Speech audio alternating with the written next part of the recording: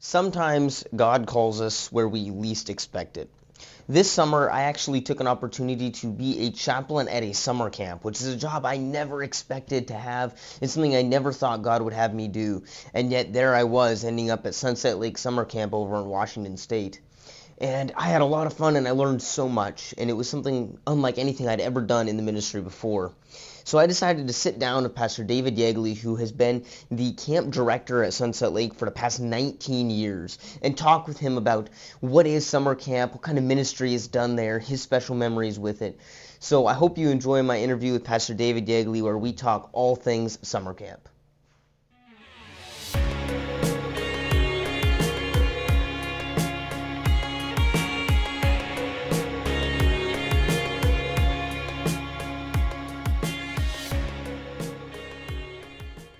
All right, I'm sitting here with Pastor David Yeagley, and I don't like to try to give people a rap sheet or anything like that, because then it ends up me just bragging about them. So I'd rather you brag about yourself. Yeah, there we go. I've been involved in summer camp ministry for 32 years. I started as a summer staff member at the end of my junior year in high school, going into my senior year, and have been involved in camp ministry at some level almost every year. I got married one year and went to seminary one year. Other than that, I've had some connection with camp, either working on the programming side or directing camp here at Sunset Lake for the past 19 years. 19 years you've 19 been at years. Sunset Lake, and Yeah. this is my first year at Sunset Lake, but I've at least known of you for a long time because I've been in this community and I've heard about Sunset Lake, and Sunset Lake has a very good reputation around, in the Adventist world, and even outside of it. I know that I live over in the Bonnie Lake area, and we get the flyers in the mailbox just because we're in the area. So you've been director for 19 years, Yes. is that correct? Okay. Yeah. What would you say the most memorable summer was? Everyone is unique. Everyone has its challenges. In some ways, in all the wrong sort of ways, my very first summer is a summer that I remember. First summers are hard, and they come with unique challenges. Even though I've been involved with camp for so many years, stepping into the director role was a new challenge, and so there was a lot of challenges, a steep learning curve along the way, but that was one that I will remember for a long time because of the growth that I was really pushed into, and fortunately I had a good mentor who said, give it 3 years. It's gonna be a 3-year journey for me. But I would say, just in terms of ministry, maybe one of the most memorable years, and again, not always because it was the easiest, but coming back from the pandemic in 2021, we just saw God at work. We didn't know whether we were going to be able to run camp until late April. Before that summer, the governor here in Washington State was dragging his feet on whether or not overnight camps were going to be able to operate.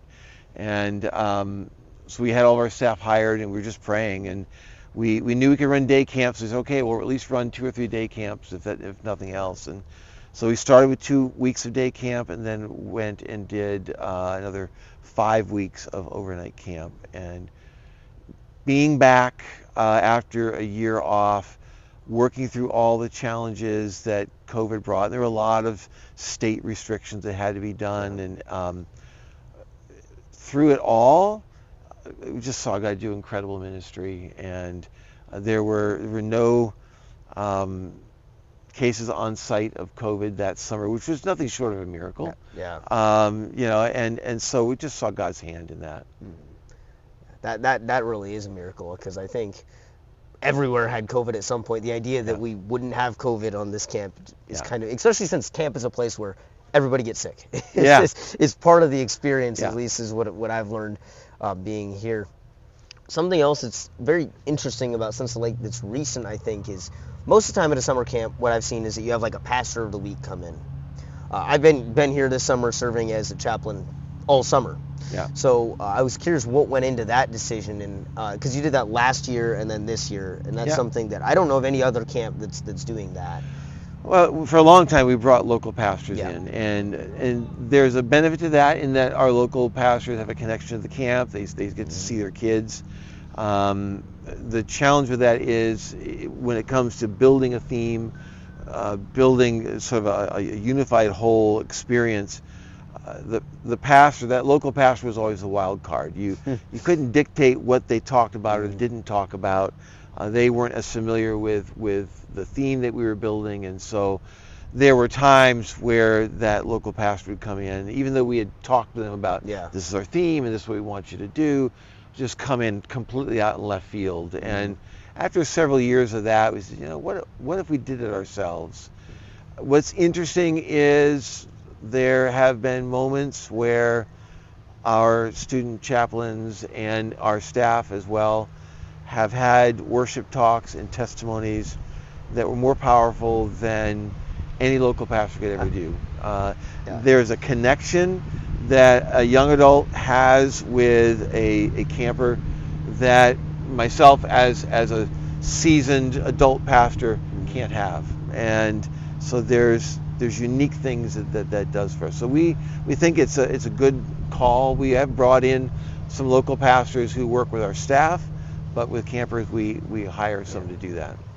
But I certainly have enjoyed it. I think it's a really cool thing. I know that it's kind of part of my story of getting here even is I don't know if I would have come to a summer camp except that job existing. Right.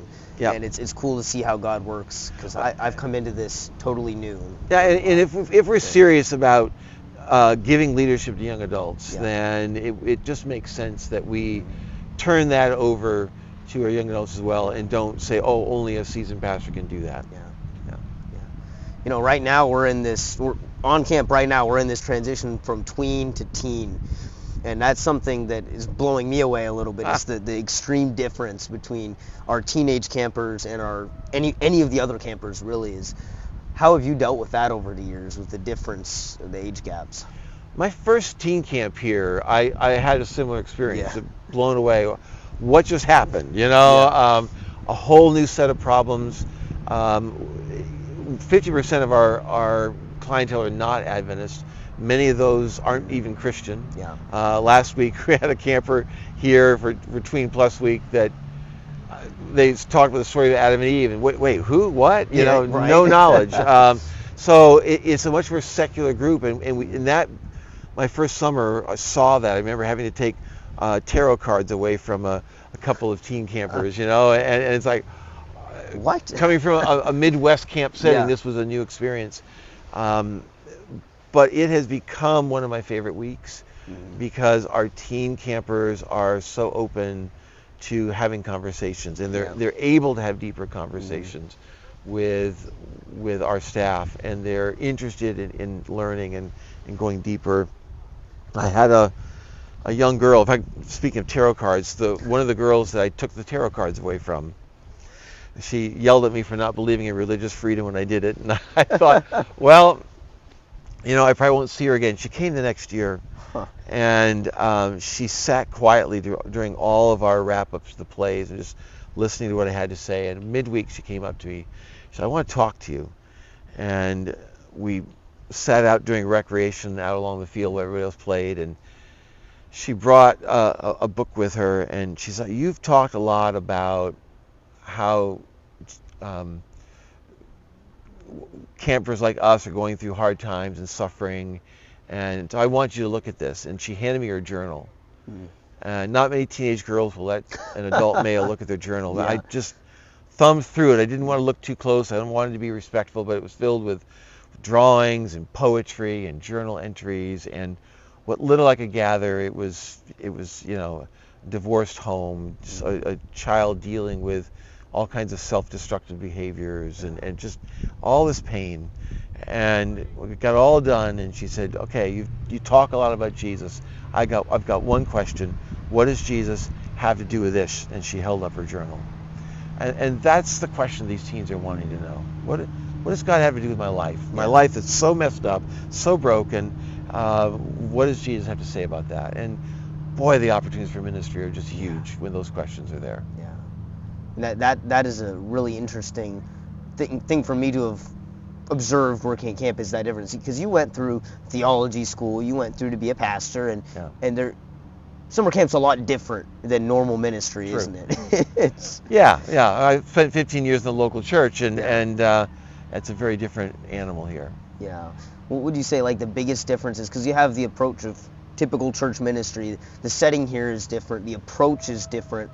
And that was one of the first things we talked about at the beginning of the summer with orientation, is this is different. Jesus took his disciples away in these short-term experiences. And there's real power in a short-term community experience. We can pull away from the normal world. We can interact with each other at sometimes a deeper level than we can back in our home settings. And then we go back. And of course the local church doesn't operate that way.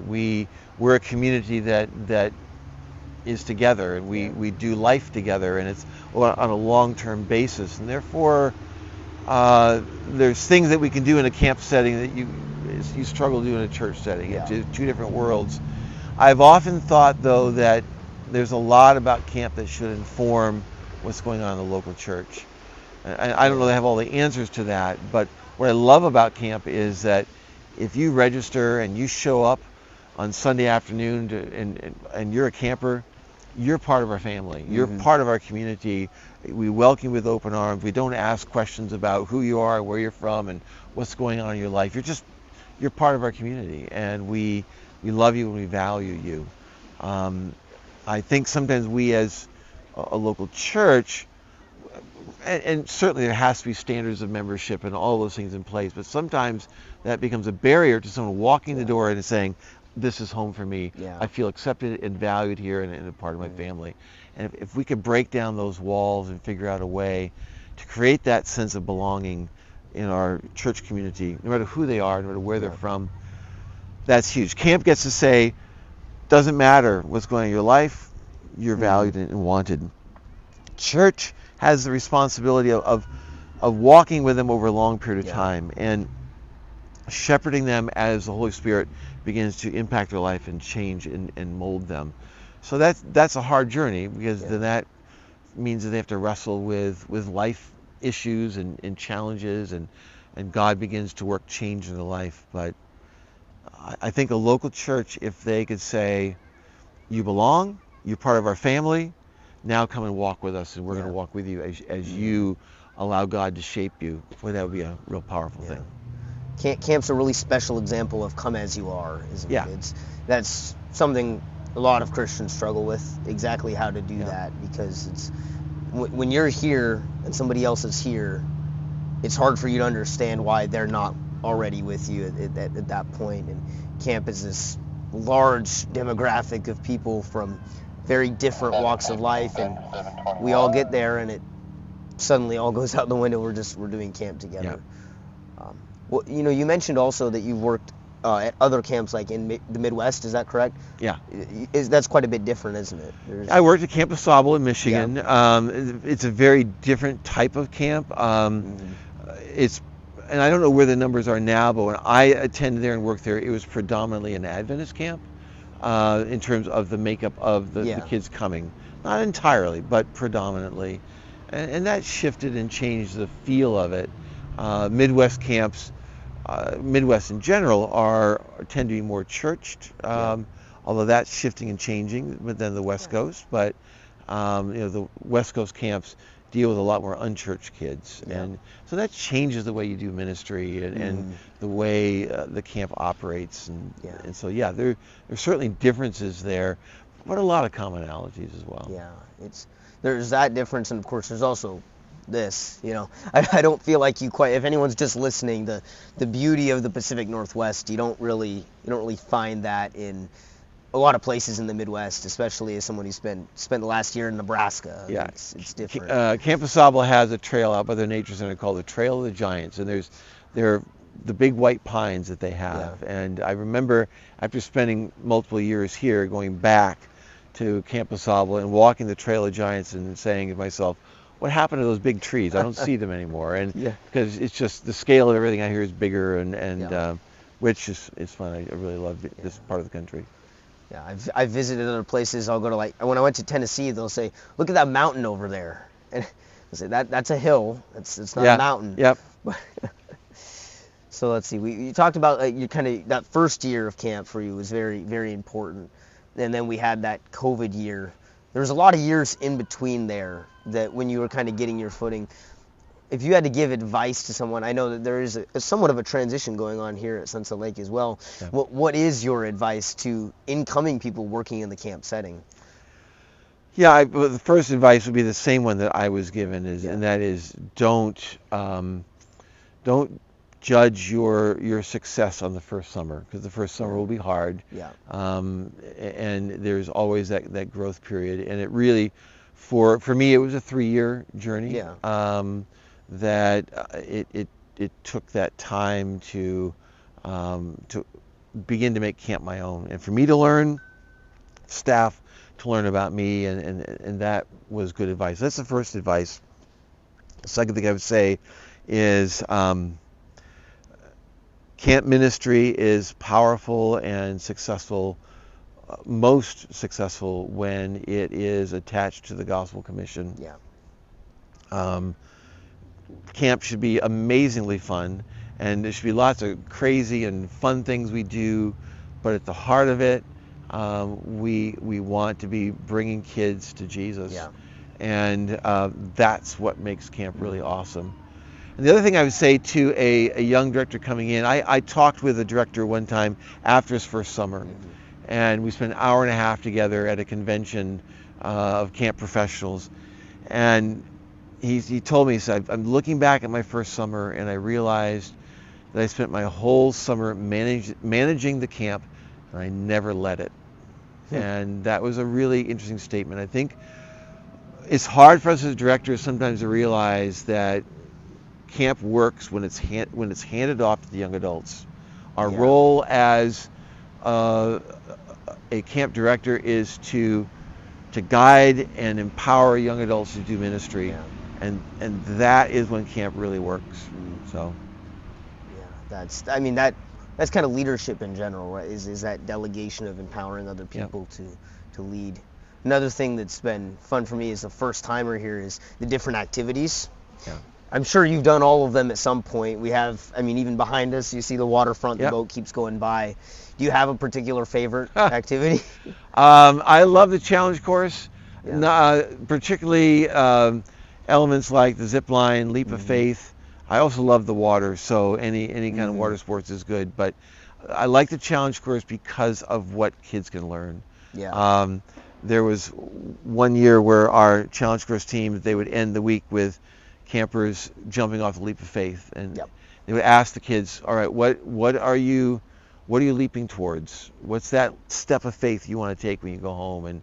And they would have them name it as they jumped out into thin air, to grab the trapeze bar. And so those I love the growth that happens at the challenge course. Yeah, it's those, you can draw that analogy from it too, of that leap. We literally call it that leap of faith. Yeah. Another cool thing I saw this summer is in the STEM class, they'll make those bottle rockets. And at least this year they've written on there something they're giving to God, and then we literally propel it up into the air. And there's a lot of that meaning you can draw from it while having fun. Right. Is a really, really cool part of camp as well. Yeah. Let's see. What else could we touch on? There's so much vastness in summer camp. You mentioned the gospel and presenting that at camp. I feel like there's a difference in presenting the gospel at a summer camp to kids versus presenting the gospel at a church, and we kind of addressed on that. What would you say about that if you were to talk about that more? We have a responsibility to parents. We're dealing with minors, and we're dealing with parents that aren't always Adventist. There's a certain trust that we have to have with them. They understand it's a Christian camp for the most part, although once in a while we'll have a camper come that has no clue. The parents somehow missed the memo, even though we're pretty open about it. So we can't just go in and, to use the derogatory term, proselytize kids, and parents will be upset. But what we can do is show them Jesus, and in particular help them to see what Jesus says about them, that they're his children and that he loves them, he's died for them, he has a plan for their life. These really basic gospel themes are what opens up a child's life to Jesus.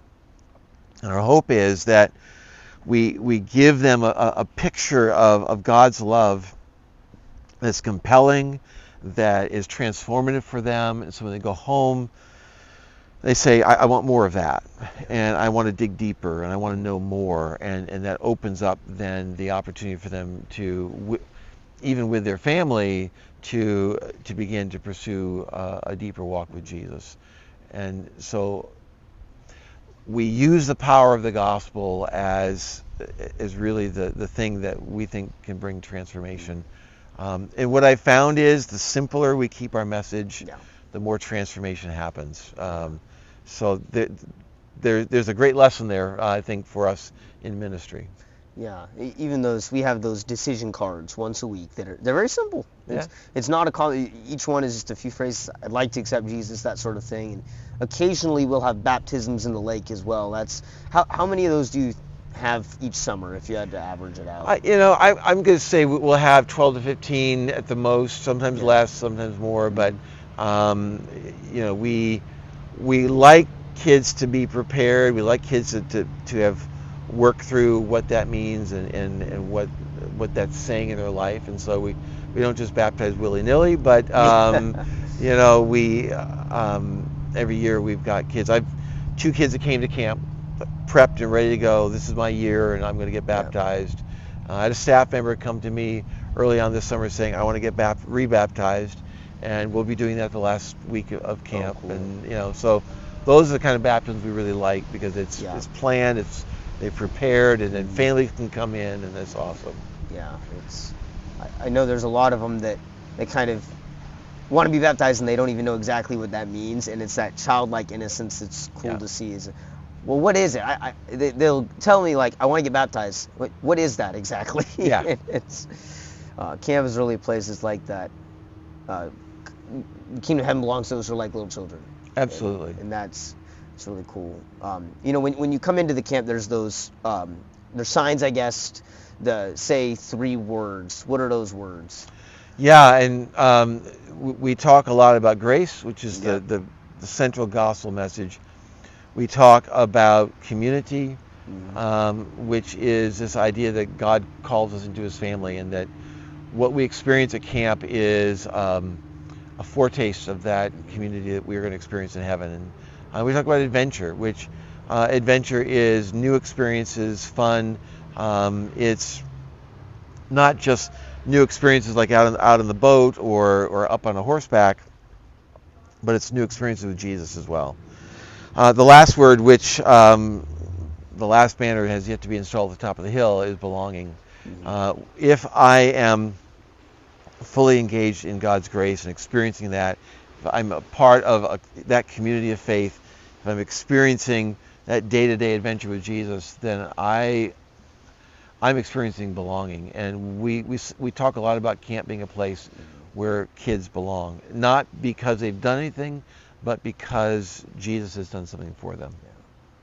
And I think that belonging, certainly from at least what I've observed this summer, is it extends to staff as well. If there was somebody who, I know in my boat there have been periods where I had thought about summer camp and I was very hesitant. It's like, I don't know if I want to. If somebody came to me and said, I don't really think I want to work, how would you persuade them to at least consider it? Well, I talked to a lot of people about what camp is, and what I love about camp is it's a job like no other. I could go work at Taco Bell or McDonald's and flip hamburgers and make burritos, and that's all they want from me. They want me to make food and get it out on time. If I show up to work and do my job, that's all they care. At camp, we care about the whole person. We care about a person's life. We care about developing them as a leader, developing them as a Christian. It's a great place to learn and grow, to make mistakes. And there's not many work environments like that. And it's a place where I can watch God do ministry through me. And there's one thing that's transformative for young adults is to realize that God used me to change a life. If He do that now, how else could He use me, the rest of my life? And so there's real power in that. And I remember a camp staff member came running to my house on my day off, knocked on the door, burst in the door. Pastor Dave, fire me now. I don't deserve to be at camp. And she had done something stupid. There was some tensions between the girls' counselors and the guys' counselors, and she had just kind of let that blow up too much and made a mistake, and she knew it. And I said, well, I could fire you, but what would that do? How would that change anything? You have an opportunity to grow. You have an opportunity to learn from this. So why don't we figure out a way to restore this community and restore you and change you through this? And she calmed down and agreed to that. And I've watched her over the years and watched her life, and she's active in the church and has been a teacher for years, and now married and has a successful life. I thought, what would have happened all those years ago if I had just said, you're right, you're fired? How would her life have taken a different course? So I love camp because it's that place where kids can grow and where we can take chances on them as well. I mean, over and over I've taken chances on young people who told me you should never hire that person. Even this year I got a call from someone who said, you need to know who this person is, and just laid them out, and I thought, oh no, I'd already hired them. What am I going to do? And I thought, I'm going to let them show me what kind of person they are rather than take someone else's word for it. One of our best staff members. And I thought, I don't know what that other person saw, but clearly not what I'm seeing. And so I'm glad I took the chance. So yeah, it's a whole different environment. It is. There's nothing like it. And the other thing about Sunset Lake as a camp as well, I never came as a camper, but I'd still been here because this camp during the off season also serves as kind of like a retreat center, and there's events go on here. Could you tell us more about that? Like what happens when it's not summer? Yeah, the bulk of what we do is the rest of the 10 months, and this camp becomes a place where other organizations can come and do ministry. We predominantly rent out to other organizations, both our local churches, conference groups, and other churches and organizations. Some of the really, I think, cool things that we do, that we host here, right after our summer camp is done, Seattle Children's Hospital comes in. They've been coming for over 50 years, and they do a camp for sick children. Our cabins become hospital rooms with all kinds of ventilators and equipment, and it's amazing. And they put these kids on horseback, they get them out on the water, fishing and being kids, and it's an amazing thing to see. The next week we bring in a group of Sheriff's Department from the Tacoma area, Pierce County Sheriff's Department, and they run a camp for underprivileged kids who are at risk, and they want to give them a positive experience with law enforcement. Some of these kids come into our cabins and they say, wow, this is my bed. I've never had my own bed before. That's the level at which these kids are underprivileged, and they get a week to be kids. So it's really cool. We have Pathfinder events. Local churches hold retreats here. So a lot of ministry happens throughout the year.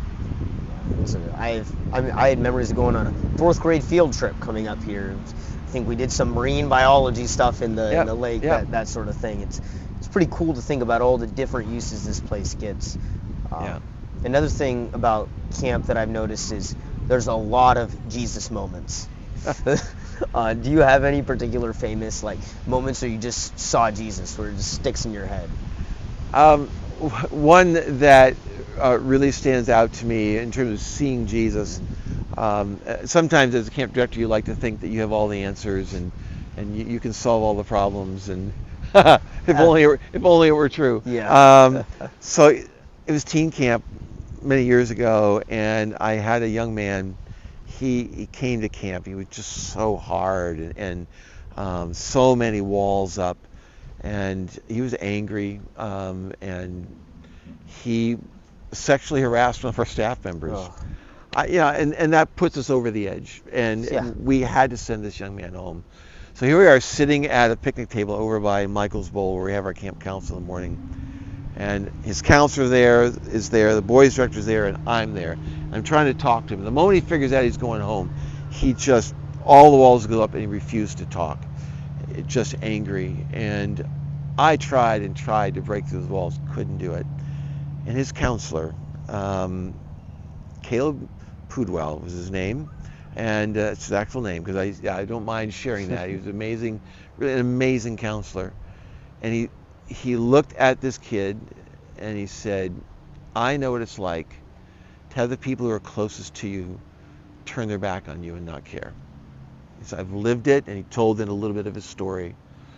And he said, I just want you to know that I love you and I care for you. And the only words that this young man said the entire time that he was at the table was to Caleb after he said that. After Caleb said, I love you, he turned to him and said, I know. And I sat there in the presence of Jesus. And Caleb was Jesus, this young man. The only one who could break through those walls. I don't know what happened in his life. I don't know where this young man is today.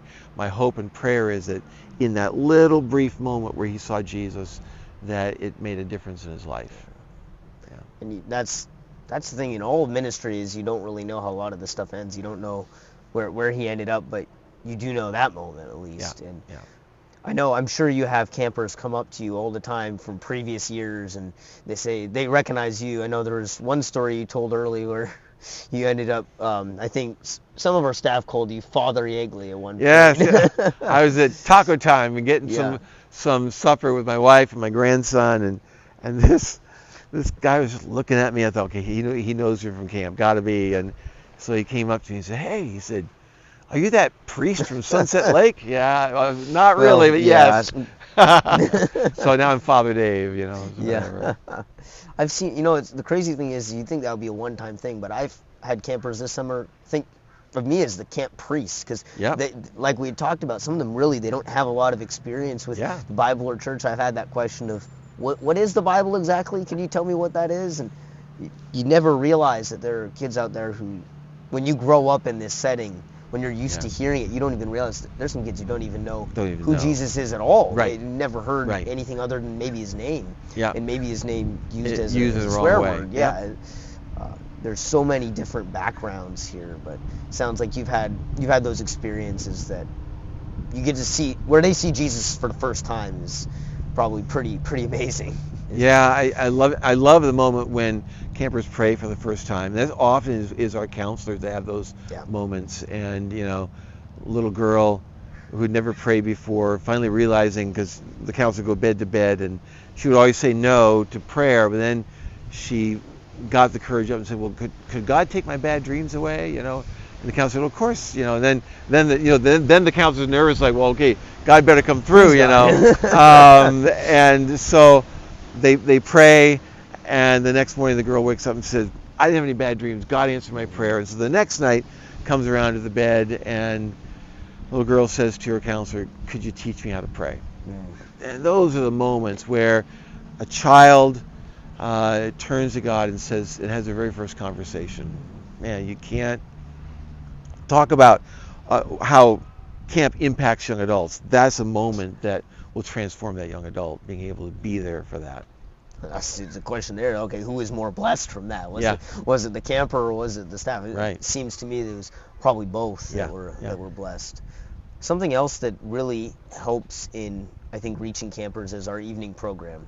And it sounds, from what I picked up on, it sounds like rotates through a schedule of programs every, how many years does it rotate? That's like 8 or 9 years of programming that we have. Okay. Yeah. So over the years, because this was an area that I've been involved in for years, so I wrote all the plays that we do, and what's fun is I've been able to co-write with some of our program directors, and every year it gets changed and shaped by them, which is so much fun.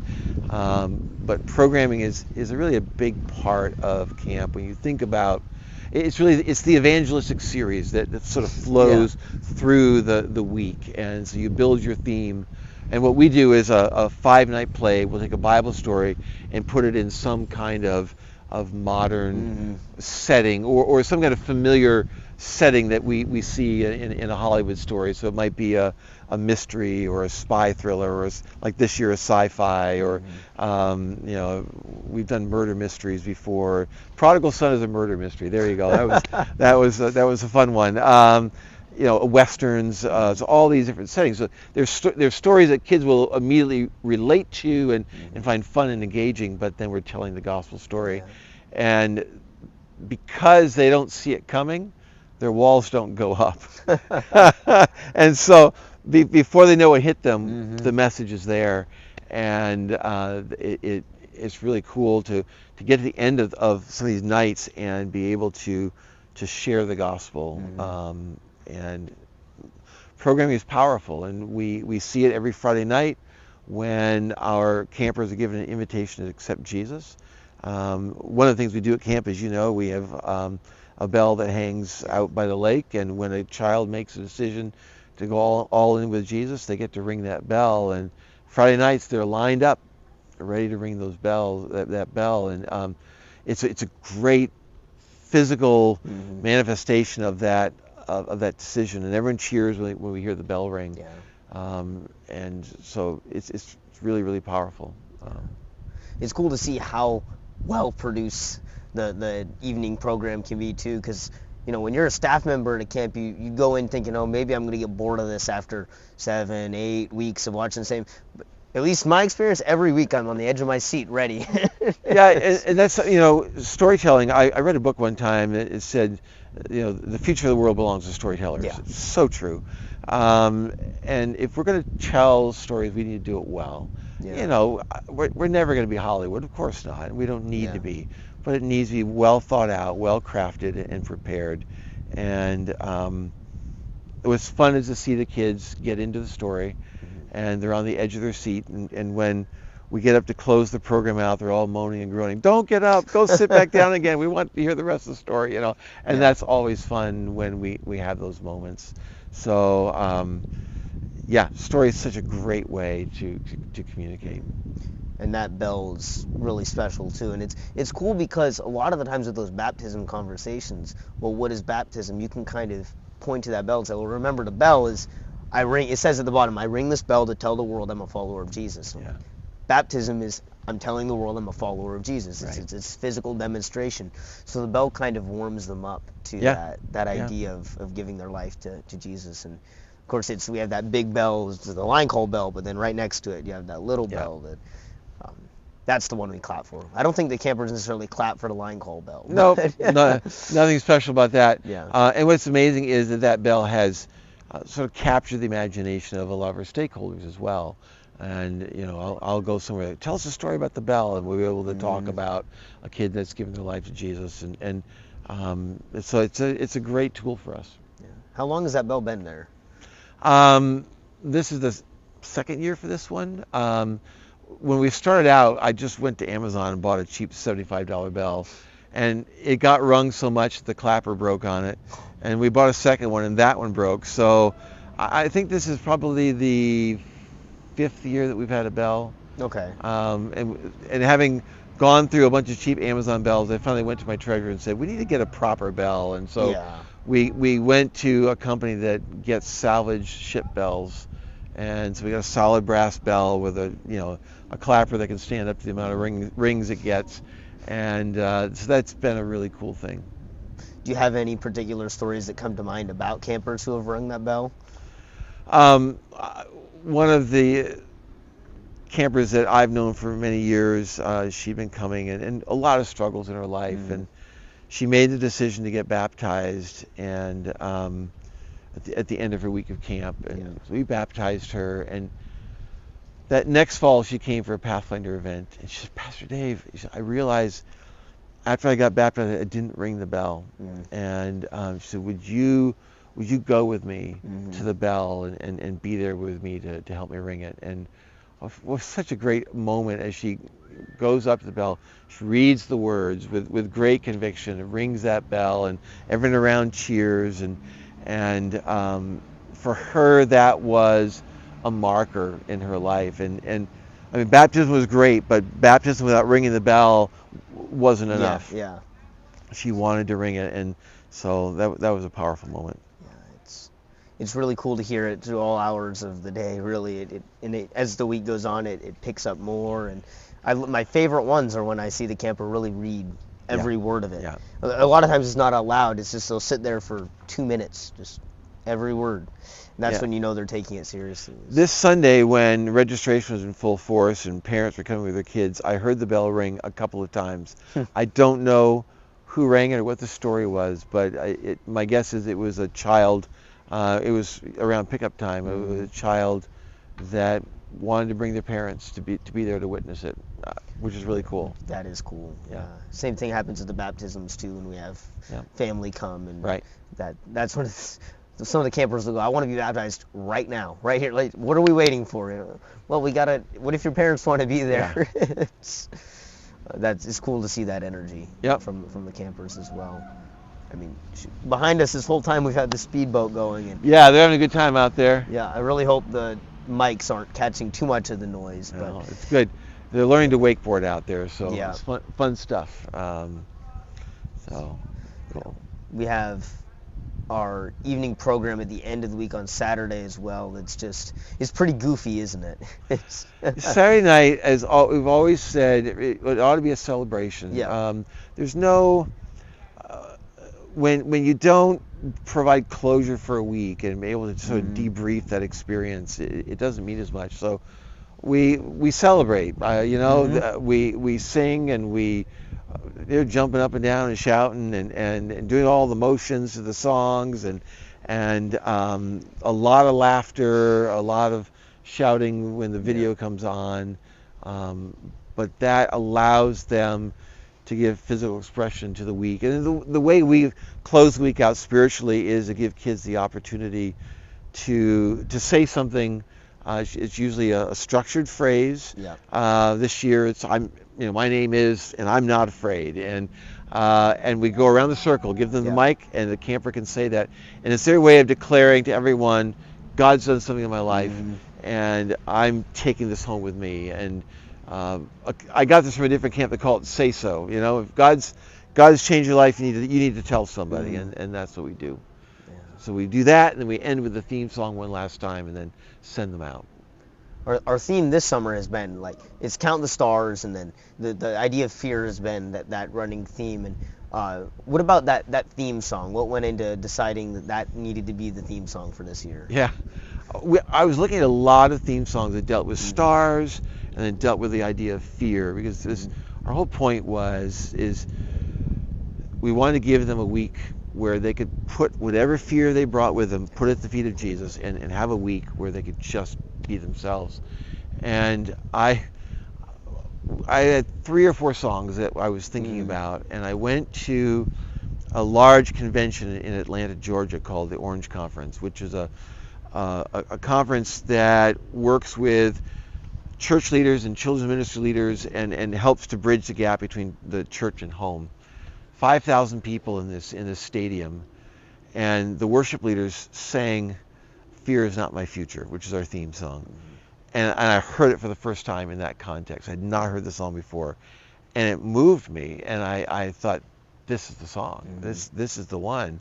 And and what's been fun is to hear these kids at the top of their lungs, shouting, "Fear is not my future. You are."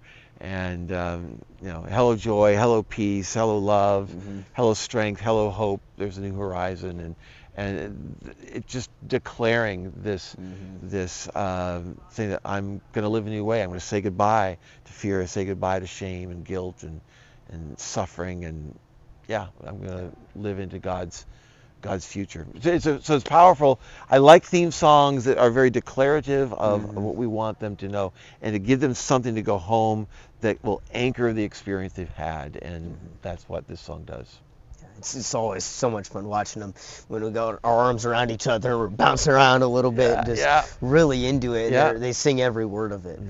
That theme is very relevant to this age group as well. I'll routinely hear from parents that their kids come home singing all the songs. Yeah. And music is a powerful tool in camp because it anchors the message, sticks it into the mind, and they take it home with them, whether they like it or not. Yeah, I love it. Well, given people's attention span these days, I think we'll wrap it up here, but I want to make sure to give you the opportunity to plug if anyone's interested in sending their campers here or interested in working here or wants to know more about Sunset Lake. Where would they go for that? Well, our website is sunsetlake.org. We would love to talk to people about working at camp and camp ministry, part of what they do. The best way to do that is to go on to the staff page of our website, and usually it's around end of December, 1st of January, we open up registrations. Okay. And then if you want to come as a camper, not a better place to go. Every camp is special. We think ours is unique. And registrations open up end of November for the next year. So send your kids and grandkids. We'd love to have them. Awesome. Well, thank you, Pastor Dave, for this conversation. It's been a lot of fun. It's been a lot of fun working here this summer at Sunset Lake, and I hope that you all have been blessed by this. Share it around if you want to have an uplifting conversation about camp, because this is a fun one. Awesome. Thank you. Thanks, Payton. Mm-hmm. God bless.